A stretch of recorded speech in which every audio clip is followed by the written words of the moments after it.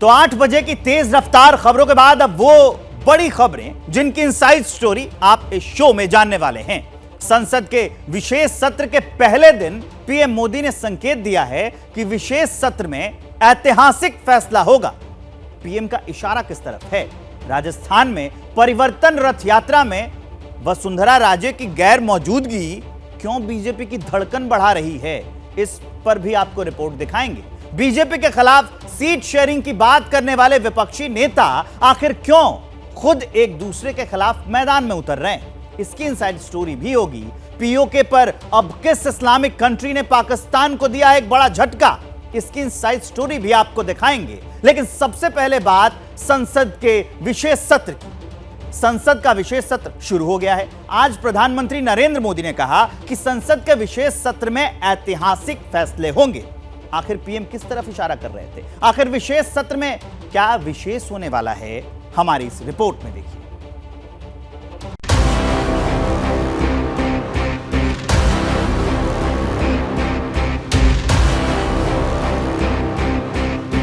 ये सही है कि सत्र छोटा है, लेकिन समय के हिसाब से ये बहुत बड़ा है। ऐतिहासिक निर्णयों का एक सत्र है। मोदी का ये इशारा क्या कहता है? आखिर संसद के विशेष सत्र में ऐसे कौन से ऐतिहासिक फैसले होने वाले हैं? क्या नई संसद में पहले विशेष सत्र में सरकार कुछ बड़ा करने जा रही है? विशेष सत्र में होने वाले फैसलों को लेकर जो अटकलें कई दिन से लग रही थी, उन्हें पीएम मोदी के ताजा बयान ने और हवा दे दी है। शायद प्रधानमंत्री जी कोई एक रहस्यमयी चीज लेके आए कि आप पूरे देश को गुमराह कर आपने देश को ये नहीं बताया है किस वजह से ये सेशन हुआ है। और रैंडम अचानक क्या एक ऐसा जोरदार चीज आने वाली है देश के सामने जो सबको एकदम झटका लगेगा कि कुछ ना कुछ नया जरूर आने वाला है। विशेष सत्र बुलाने की इतनी इमरजेंसी क्या आन पड़ी? ऐसे कौन से महत्वपूर्ण कार्य हैं सरकार को जो करवाने हैं, या देश को क्या अचंभित करना है?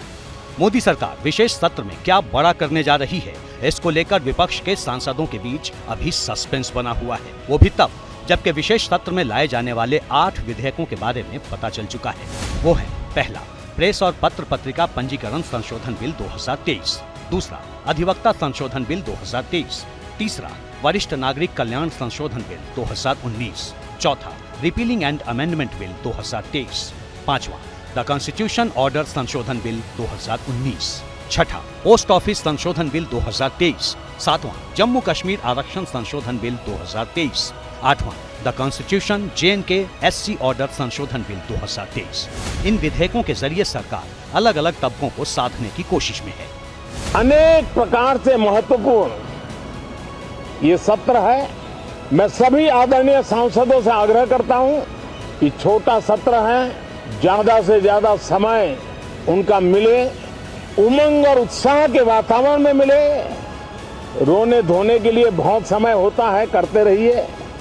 ऐतिहासिक निर्णयों का एक सत्र है। जिसे मोदी ऐतिहासिक बता रहे हैं वो क्या है? एक चर्चा बड़ी जोरों पर है कि सरकार विशेष सत्र में महिला आरक्षण बिल ला सकती है। हालांकि एजेंडे में ऐसा कोई जिक्र नहीं है। ऐसी अटकलें हैं कि नई संसद में बुधवार को सरकार महिला आरक्षण बिल ला सकती है। महिला आरक्षण बिल 27 साल से संसद में लंबित है। इस बिल में लोकसभा और राज्य विधानसभाओं में 33% सीटें महिलाओं के लिए आरक्षित करने का प्रावधान रखा गया है।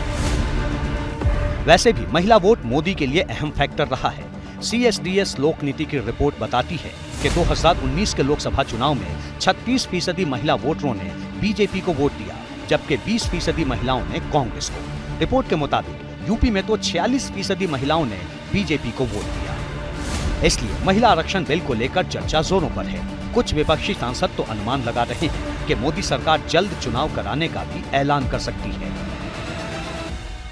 ये भी बताया गया कि दोनों सदनों के सांसदों की फोटो खींची जाएगी। तो ऐसा लग रहा है कि विदाई का वक्त आ गया है और हो सकता है कि इसी सत्र में फोटो खिंचा के सांसदों को कहा जाए कि अब आगे आने की जरूरत नहीं है, 5 साल का कार्यकाल पूरा हो गया और चुनाव में सरकार जाने की घोषणा कर सकती है। तो पूरे देश में जल चुनाव कराना चाहते हैं, तो जल्दी कराए ना, हम लोग तो वेट कर रहे हैं। जितना जल्दी करा दे उतना अच्छा है, हम हर समय तैयार हैं। जब भी भारत सरकार को अधिकार है जी, पार्लियामेंट का चुनाव थोड़ा पहले भी करा सकता है। ये विशेष सत्र है ही नहीं, किसी ज्योतिषी ने कह दिया होगा, और प्रधानमंत्री जी इस सब पर बहुत यकीन करते हैं। तुम अल्लाह बैठे, जो नॉर्मल बिल्स हैं जो शीतकाल तक वेट कर सकते थे, आप उसको भी ला रहे। ऐसे तमाम सस्पेंस के बीच मंगलवार से नई संसद में कामकाज विधिवत शुरू हो जाएगा। इन 5 दिनों में पता चल जाएगा कि नई संसद का ये विशेष सत्र कितना ऐतिहासिक रहा। तो पीएम मोदी क्या सरप्राइज देंगे, ये जल्द सामने आ जाएगा। लेकिन राजस्थान में चुनावी साल में वसुंधरा राजे एक मिस्ट्री बनी हुई है। परिवर्तन यात्रा से वसुंधरा की गैर मौजूदगी बीजेपी की सरदर्दी बढ़ा रहा है। इरादा तो चुनाव में गहलोत सरकार के तख्ता पलट का है। इसके लिए राजस्थान में बीजेपी परिवर्तन संकल्प यात्रा निकाल रही है। लेकिन इस बड़ी चुनावी मुहिम में बीजेपी का एक बड़ा चेहरा नदारद, और वो है वसुंधरा राजे सिंधिया, राजस्थान की पूर्व मुख्यमंत्री। सवाल उठ रहे हैं कि क्या वसुंधरा राजे बीजेपी नेतृत्व से नाराज चल रही हैं? क्या इसलिए वसुंधरा ने बीजेपी की परिवर्तन यात्रा से किनारा कर लिया है? राजस्थान में बीजेपी की यात्रा को हरी झंडी देते वक्त वसुंधरा मौजूद थी, लेकिन उसके बाद वो जमीन पर दिखाई नहीं। आज वसुंधरा दिल्ली में ओडिशा के सीएम नवीन पटनायक के साथ उनकी बहन के अंतिम संस्कार में नजर आई। बताया जा रहा है कि वसुंधरा राजस्थान में बीजेपी के चुनावी कैंपेन में विरोधी धड़े के दबदबे, अपने करीबी नेताओं के खिलाफ कार्रवाई और पूर्व स्पीकर कैलाश मेघवाल के निलंबन से खफा है। जनता पार्टी पूरी तरह गुट्टों में बटी हुई है। ये बार बार कहते हैं गुट नहीं, ये सब झूठ बोलते हैं। ऊपर से लेकर नीचे तक गुटों में बटी हुई है, और वसुंधरा जी के समर्थकों को चुन चुन कर बाहर किया गया, उनका महत्व कम किया गया, और ऊपर से लेकर नीचे तक। भारतीय जनता पार्टी में हर नेता का सम्मान है, और हर नेता के नेतृत्व में ही ये यात्राएं निकली हैं। जगह जगह जाकर सब लोग उसमें शामिल भी हुए हैं। तो किसी का एरा शुरू या किसी का एरा समाप्त होने जैसी कोई बात नहीं है। जब 2 सितंबर को सवाई माधोपुर से यात्रा की शुरुआत हुई थी, तब वसुंधरा ने साथ मिलकर चलने की जरूरत बताई। हम लोगों को एक साथ मिलकर एक ही आवाज के अंदर आगे बढ़ के चलना पड़ेगा। हमें कमल को खिलाना होगा और भारतीय जनता पार्टी को लाना होगा। लेकिन अब खुद वसुंधरा ही सक्रिय नहीं दिख रही हैं, जबकि राजस्थान में वो अब भी बीजेपी का सबसे पॉपुलर चेहरा है। 27 जुलाई को एबीपी न्यूज के लिए सी वोटर के सर्वे में भी इसके संकेत मिलते हैं। कि बीजेपी का लोकप्रिय चेहरा कौन है, जवाब आपके सामने है। देखिए तमाम जो नतीजा है, वसुंधरा राजे ऐसा कहने वाले 36% लोग हैं, जबकि गजेंद्र सिंह शेखावत, इनके लिए 9% लोगों ने वोट डाले इस रायशुमारी में। इसके अलावा राजेंद्र राठौड़ पर जब सवाल पूछा गया, ऐसा कहने वाले 8% थे जो इन्हें भी सीएम का चेहरा मानते हैं। लेकिन सबसे लोकप्रिय चेहरे की बात अगर बीजेपी की तरफ से की जाए तो वसुंधरा राजे सिंधिया ही है 36% के साथ। ये देखिए बीजेपी का लोकप्रिय चेहरा अर्जुन मेघवाल 7%, इनमें से कोई नहीं। राजनीतिक विश्लेषक भी मानते हैं कि वसुंधरा को साइडलाइन करना बीजेपी के लिए नुकसानदेह हो सकता है। इस यात्रा में वसुंधरा ने एक दूरी बनाई हुई है, और इसकी वजह भी कई तरीके हम देखते हैं कि वसुंधरा गुट के ये लोग कहते हैं कि वसुंधरा को चेहरे के तौर पर बीजेपी को आगे लाना चाहिए, तभी वो यात्रा में सक्रिय रूप से शामिल होंगी। अब आने वाले दिनों में बीजेपी क्या फैसले लेती है, लेकिन मुझे लगता है कि अगर इन परिवर्तन यात्राओं में अगर वसुंधरा चेहरे के तौर पर होती या उस किसी बड़ी भूमिका में होती तो इस यात्रा का दूसरा चेहरा भी होता, काफ़ी भीड़ होती। बड़ा कद जो है वो वसुंधरा जी का है, और वसुंधरा जी की जो उपेक्षा हो रही है उससे वो लोगों को पच नहीं रहा है, और वसुंधरा जी के कद का कोई दूसरा नेता आ नहीं रहा है। नेतृत्व का जो अभाव है वो साफ झलकता है। 5 सितंबर के बाद वसुंधरा राजे किसी भी परिवर्तन यात्रा में नजर नहीं आई, और इसी से इस बात को जन्म मिल रहा है कि क्या वसुंधरा राजे अपने आप को पार्टी से अलग थलग महसूस कर रही हैं? क्या उनके युग का समापन हो गया है? बीजेपी का कोई भी नेता, खासतौर पर वसुंधरा समर्थक कोई भी नेता इस मुद्दे पर खुलकर बोलने को तैयार नहीं। जय जय राजस्थान, जोर से बोलो भाई, ऐसे नहीं चलेगा। जय जय राजस्थान। सबको मेरा बहुत सारा धन्यवाद। तो राजस्थान का राजनीतिक हाल आपने देख लिया। अब बात करते हैं इंडिया गठबंधन की। आखिर केजरीवाल और कांग्रेस के बीच चल क्या रहा है? बंद कमरों में तो दोनों पार्टियों के बीच गठबंधन पर चर्चा हो रही है, लेकिन जमीन के हालात हैं कि दोनों दल एक दूसरे के खिलाफ खड़े हैं।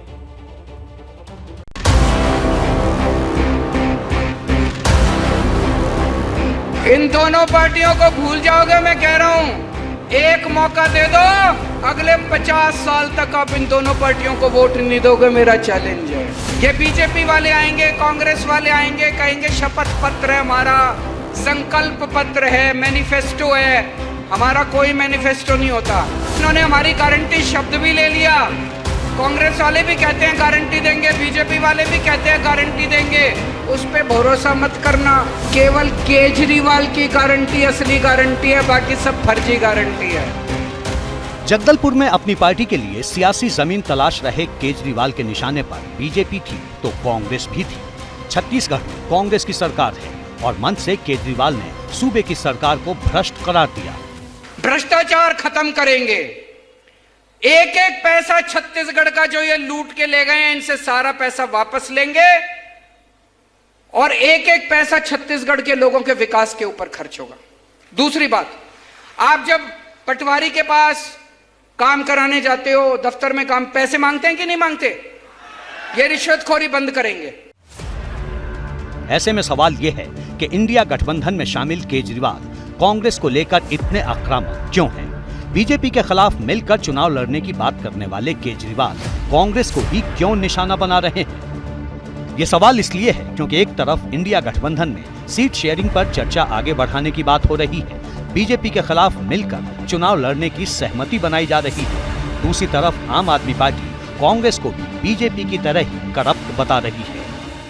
दिल्ली में भी पहले दो ही पार्टियां थी, दोनों में अच्छी सेटिंग थी। एक बार तुम राज करो, एक बार हम राज करें, एक बार तुम लूटो, एक बार हम लूटें। फिर जनता के बीच में एक नई पार्टी आ गई, आम आदमी पार्टी। जनता ने देखा ये लड़के ईमानदार लगते हैं, तो जनता ने हमको एक मौका दे दिया।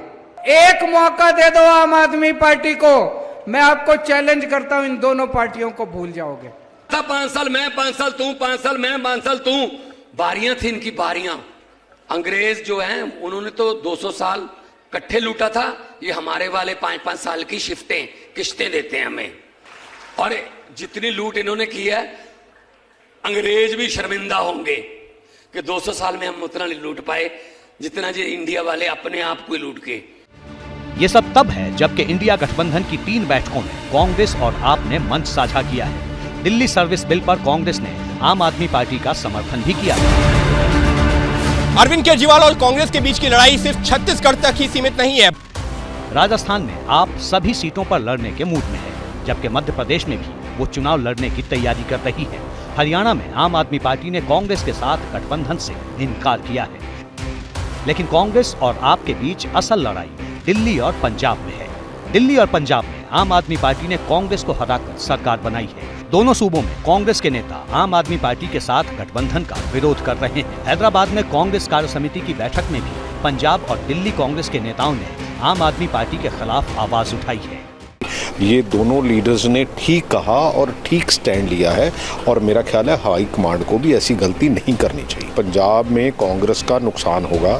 दिल्ली और पंजाब के कांग्रेस नेता कह रहे हैं कि आम आदमी पार्टी पर भरोसा नहीं किया जा सकता है। वहीं आम आदमी पार्टी सवाल उठाने वाले नेताओं पर ही सवाल उठा रही है।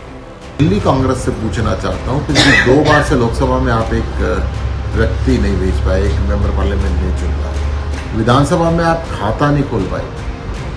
किस बेस के ऊपर चाहते हैं कि आपको अकेले चुनाव लड़ना चाहिए? आम आदमी पार्टी के साथ सीट शेयरिंग का विरोध करने वाले कांग्रेस नेताओं का तर्क है कि 5 राज्यों में विधानसभा चुनाव के बाद सीट शेयरिंग की चर्चा होनी चाहिए। 5 राज्यों के चुनावी नतीजों से कांग्रेस मजबूत होगी। ऐसे में कांग्रेस की बार्गेनिंग पावर ज्यादा मजबूत होगी। आम आदमी पार्टी भी कांग्रेस के इस दांव को समझ रही है, इसीलिए केजरीवाल भी उन राज्यों का रुख कर रहे हैं जहां चुनाव है। तो ये तो हुई घरेलू राजनीति की बात। अब घरेलू राजनीति की खबरों के बाद आपको पड़ोसी देश पाकिस्तान का हाल बता देते हैं। अब पाकिस्तान की बात इसलिए क्योंकि इस्लामिक देश भी अब उसकी नहीं सुन रहे हैं। G20 के बाद यूएई के डेप्यूटी पीएम ने भारत का एक नक्शा ट्वीट किया है, जिसमें उसके रिलीज होने के बाद, उस ट्वीट के बाद पाकिस्तान में खलबली मची है। हम मतलब अपना मुल्क नहीं ठीक कर पाए तो उन्हें लेके मेरा ख्याल हम डबल मुसीबतें खड़ी उनके लिए करेंगे। हमने सिर्फ नारे लगाए हैं उनके लिए, या कुछ भी नहीं है। हम हर जगह पे जलील हो रहे हैं।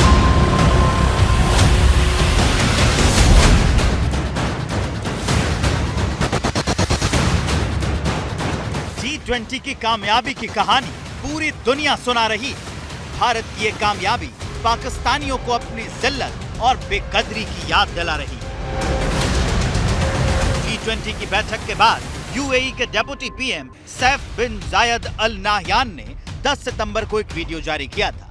ये वीडियो पाकिस्तानियों के दिल में शूल की तरह चुभा है। वीडियो में पीओके और अक्साई चिन को भारत का हिस्सा बताया गया है। वो यूएई जिसे पाकिस्तान इस्लामिक देश होने के नाते अपना करीबी समझता है, उसके डेप्यूटी पीएम ने पीओके को भारत का हिस्सा बताने वाला वीडियो जारी क्या किया, जो नालैंड में लोगों के सीने में सांप लौटने लगे। यूएई के साथ हमारे कोई अच्छे खासे रिलेशन नहीं रहे, जो इकोनॉमी स्टेबल नहीं होगी तब तक हमारी कोई बात भी नहीं सुनेगा। इन्फ्लुएंस इंडियंस का पूरी दुनिया के ऊपर है। तो अब इसमें है कि पाकिस्तान कभी भी कश्मीर पे कोई कुछ कर नहीं पाया। आपको भी पता है, कुछ बस बातें ही चल रही हैं, आर्मी हमारी बात कर देती है, पॉलिटिशियन हम लेके रहेंगे। एक मुसलमान को मुसलमान की सपोर्ट करनी चाहिए। हम हर जगह पे जलील हो रहे हैं।